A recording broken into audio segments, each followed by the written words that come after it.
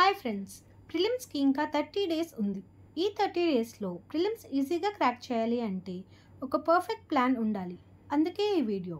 Prelims సిలబస్లో civil and criminal laws రెండూ ఉన్నాయి. Evidence act both civil and criminal లాస్లో కామన్గా ఉంటుంది. సివిల్ లాస్లో code of civil procedure, Indian contract act, Hindu marriage act, Hindu succession act, Indian easements act, specific relief act, Limitation Act, Transfer of Property Act, Civil Rules of Practice, Registration Act and Stamp Act, AP Land Encroachment Act, Indian Evidence Act ఉంటుంది.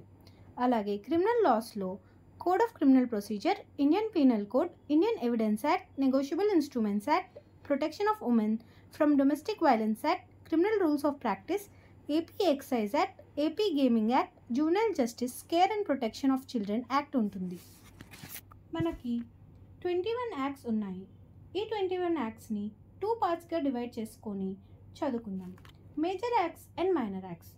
Major acts ఏమో 4 ఉన్నాయి: CPC, CrPC, IPC and evidence. మనకి ఇవి పాత acts అయినా కూడా ఈ subjects cover చేయడానికి చాలా టైం పడుతుంది.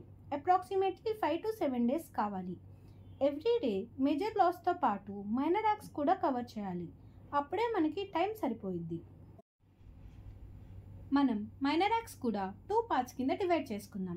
ఒక పార్ట్ ఏమో 1 డేలో కంప్లీట్ చేయగలిగేవి, ఇంకో పార్ట్ ఏమో 2 డేస్లో కంప్లీట్ చేయగలిగేవి. లాస్ట్ వీడియోలో చెప్పినట్టుగా మనం ఎన్ని యాక్ట్స్ కవర్ చేసినా రివైజ్ చేయడం మాత్రం మిస్ అవ్వకూడదు. ఎవ్రీ డే ఒక మైనర్ యాక్ట్ కంప్లీట్ చేసుకోవాలి. ఇదే మన టార్గెట్. ఏ యాక్ట్ అయితే లెంతీగా ఉంటున్నాయో అవి మనం 2 డేస్లో కంప్లీట్ చేసుకోవాలి. మీ షెడ్యూల్ని 2 టైమ్ స్లాట్స్గా డివైడ్ చేసుకొని every day 2 hours for major act and 2 hours for minor act ఇస్తే మీకు టైం సరిపోతుంది. అండ్ 20 to 21 డేస్లో అన్ని సబ్జెక్ట్స్ బేసిక్ నాలెడ్జ్ వచ్చుద్ది. అండ్ మిగిలిన లాస్ట్ వీక్లో మనం MCQs, previous question papers and revise చేసుకోవడానికి టైం సరిపోయింది. ఈ మైనర్ యాక్ట్స్లో మోస్ట్ యాక్ట్స్ చాలా సింపుల్గా ఉంటాయి. Excise act, registration act, stamp act, civil and criminal rules of practice మనకి కాలేజ్లో టీచ్ చేయనివి. అలా అని వాటిని స్కిప్ చేయకూడదు. వాటిల్లో కూడా ప్రీవియస్ క్వశ్చన్ పేపర్లో ఏ టాపిక్స్ నుంచి ఎంసీక్యూస్ అడుగుతున్నారో రిఫరెన్స్ తీసుకొని ఆ ఇంపార్టెంట్ సెక్షన్స్ అన్నీ కూడా గుర్తుపెట్టుకోవాలి. ఏ సబ్జెక్ట్స్ అయితే మీకు బాగా వచ్చో అవి ఇంకా బాగా ప్రిపేర్ అవ్వాలి అండ్ రివైజ్ చేయాలి. ప్రిలిమ్స్ ఎగ్జామ్కి బాగా కాంపిటీషన్ ఉంటుంది. కట్ ఆఫ్స్ కూడా చాలా హై ఉంటాయి. ఈ ఎగ్జామ్లో ఎక్సెల్ అవ్వాలి అంటే కంపల్సరీ రోజు చదవాలి అండ్ రివైజ్ చేయాలి. ఎవ్రీ ఇయర్ మనకి జేసీజీ ఎగ్జామ్ టఫ్గా ఇస్తూ ఉన్నారు. సో అన్లెస్ హార్డ్ వర్క్ చేస్తే తప్ప జేసీజీ కట్ ఆఫ్ క్లియర్ చేయలేము. ఈ షెడ్యూల్ ఒక సజెషన్ మాత్రమే. మీకు వర్కౌట్ అయ్యేలాగా ఏ యాక్ట్ ఏ రోజు చదవాలో అనేది ఇంటర్చేంజ్ చేసుకోవచ్చు. అసలు చదవటమే ఎలా స్టార్ట్ చేయాలి అనే క్వశ్చన్ మీకు ఉంటే ఏ యాక్ట్ స్టార్ట్ చేయాలి అనుకుంటున్నారో ఆ బేర్ యాక్ట్ తీసుకొని ఫస్ట్ ఇండెక్స్ చూడండి. ఇండెక్స్లో చాప్టర్స్ని బట్టి మనకి ఏ యాక్ట్లో ఏం డీల్ చేస్తున్నారో తెలుస్తుంది. యాక్ట్కి షెడ్యూల్, ఎనెక్షర్స్, ఫార్మ్స్ ఏమైనా ఉన్నాయో లేదో మీకు మీరే క్వశ్చన్ చేసుకొని అవన్నీ నోట్ చేసుకోండి. ఇవి ఎంసీక్యూస్గా అడగవచ్చే ఛాన్స్ ఉంది. ప్రతి యాక్ట్ ఎన్ఫోర్స్మెంట్ డేట్ అనేది గుర్తుపెట్టుకోవాలి. ఏ యాక్ట్కి ప్రాస్పెక్టివ్ ఎఫెక్ట్ ఉందో, ఏ యాక్ట్కి రెట్రోస్పెక్టివ్ ఎఫెక్ట్ ఉందో తెలుసుకోవాలి. ఓవర్ రైడింగ్ ఎఫెక్ట్ ఏమైనా ఉంటే ఆ క్లాజ్ ఎందులో ఉందో తెలుసుకోవాలి. ప్రతి యాక్ట్లో అన్ని సెక్షన్స్ గుర్తుపెట్టుకోవడం అక్కర్లేదు. అవి ఏవైతే ఇంపార్టెంట్ ఉన్నాయో అవి మెమరైజ్ చేసుకుంటే చాలు. బేర్ యాక్ట్ చదివాక రివిజన్ నోట్స్ అనేది ప్రిపేర్ చేసుకోవాలి. అవి బుల్లెట్ పాయింట్స్లో ఉండాలి. ఏ యాక్ట్ చదివారో ఆ యాక్ట్ ఎంసీక్యూస్ సాల్వ్ చేయాలి. అప్పుడు మీ మెమరీలో ఇంకా రిటైన్ అయ్యిద్ది. ప్రతి యాక్ట్లో కూడా డెఫినేషన్ క్లాజ్ అనేది చాలా ఇంపార్టెంట్.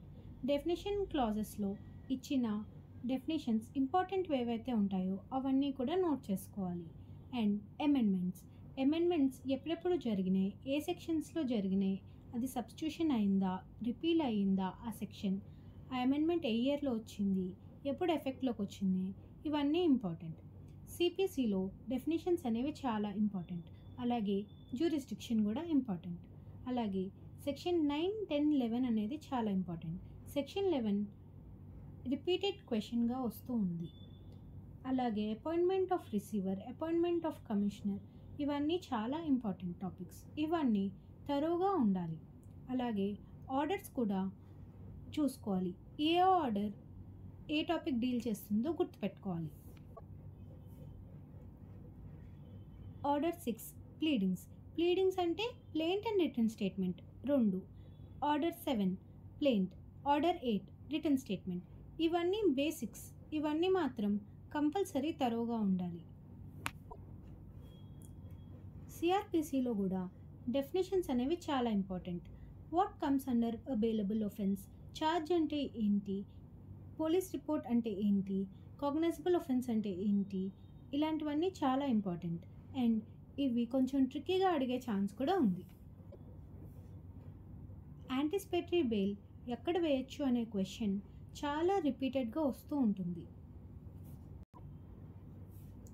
సెక్షన్ 41, సెక్షన్ 41A ఇవి చాలా important. Complaints to the magistrate అంటే ప్రైవేట్ కంప్లైంట్ ఏ సెక్షన్ కింద వేసుకోవాలి అనేది, అండ్ ఛార్జ్ అంటే ఏంటి అనేవి రిపీటెడ్ క్వశ్చన్స్ కింద వస్తాయి. Family law, Hindu marriage act, Hindu succession act, ఈ రెండిట్లో ఆల్మోస్ట్ అన్ని సెక్షన్స్ కూడా ఇంపార్టెంటే.